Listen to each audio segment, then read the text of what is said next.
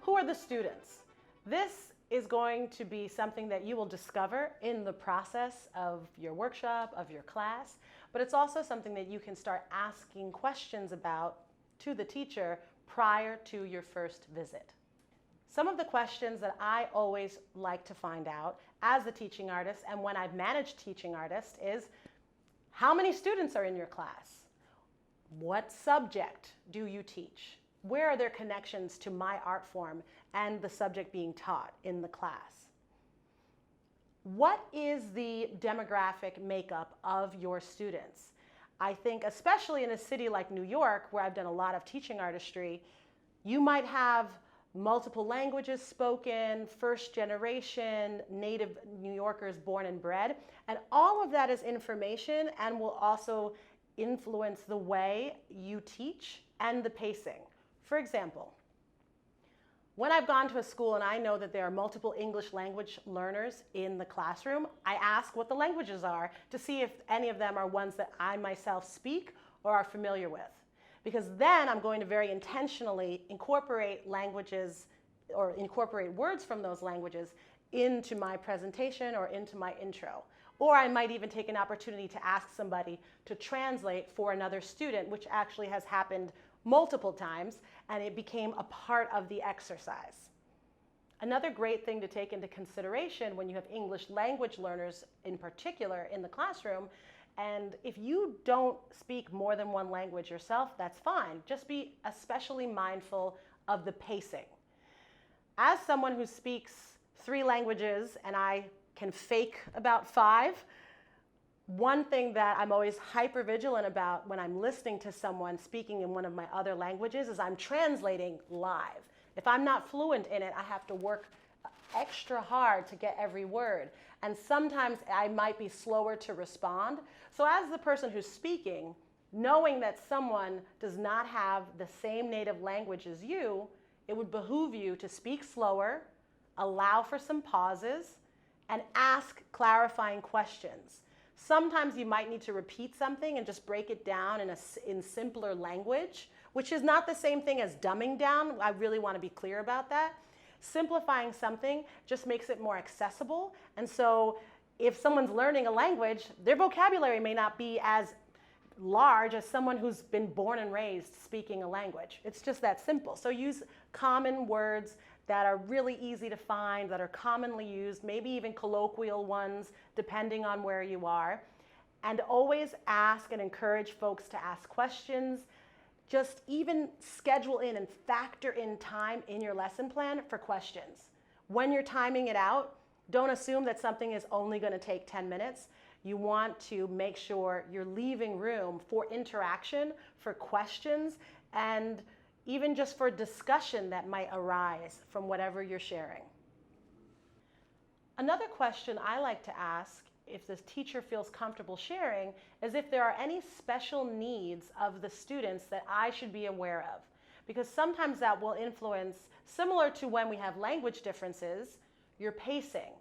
Whether you need to pause for a little bit more clarification, or if a particular student has an aid assigned to them, they may need a little bit of time to break it down and check in with their student.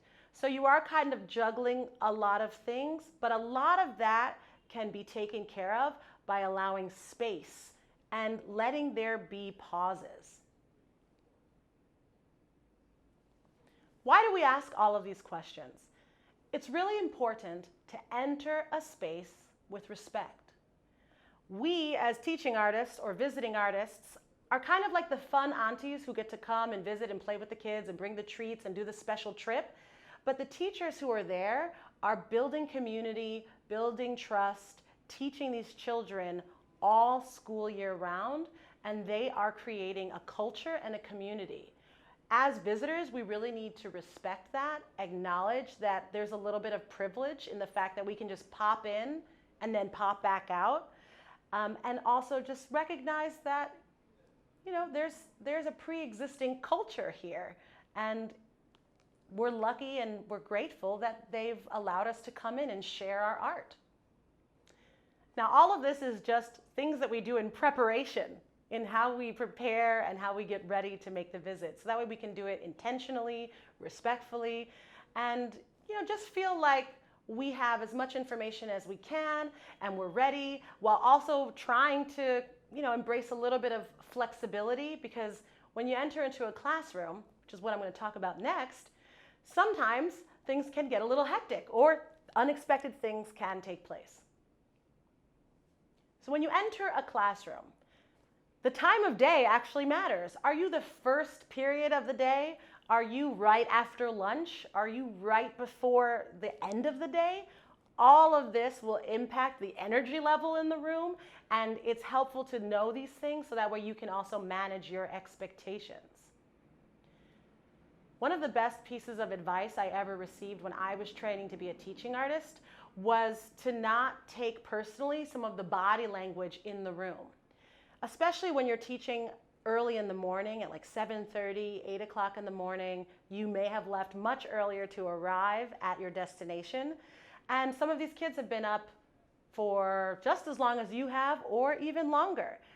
When you see a child's head that's on the desk, I don't automatically assume that it's disrespectful. That child could be hungry. That child could be tired.